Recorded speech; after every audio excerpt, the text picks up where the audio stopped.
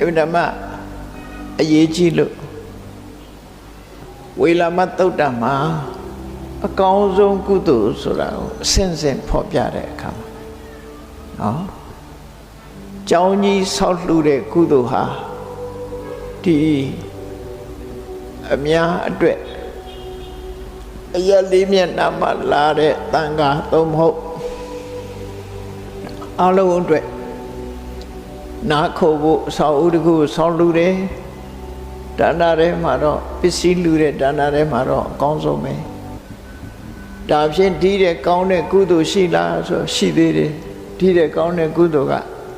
ကိုယ်ဘဝကိုဖရာတရားတန်ခါယရဏသုံးပါးကိုအနှံတဲ့တရဏဂုံကုသိုလ်ဟာကျောင်းဆောက်လှူတဲ့ကုသိုလ်တွေမြတ်တယ်လို့သူဟောတယ်ဒါဖြင့်အဲ့ဒီတဲ့မြတ်တဲ့ကုသိုလ်ရှိသေးလားရှိသေးတယ်ငါးပါးသီလထပ်ပိုးပြီးတော့စောင့်လိုက်လို့ရှိရင်တရဏဂုံသာစောင့်တည်တဲ့ကုသိုလ်တဲ့ငါးပါးသီလပါလိုက်မယ်ဆိုပိုမြတ်ပါတယ်ဒါဖြင့်အဲ့ဒီတဲ့မြတ်တဲ့ကုသိုလ်ရှိသေးလားလို့ဆိုရှိသေးတယ်ဘယ်ကုသိုလ်တုံးဆိုနန္တာလေးတရှူလောက်အချိန်ပိုင်းလေးပဲဖြစ်စေမေတ္တာဘာဝနာပွားပါတဲ့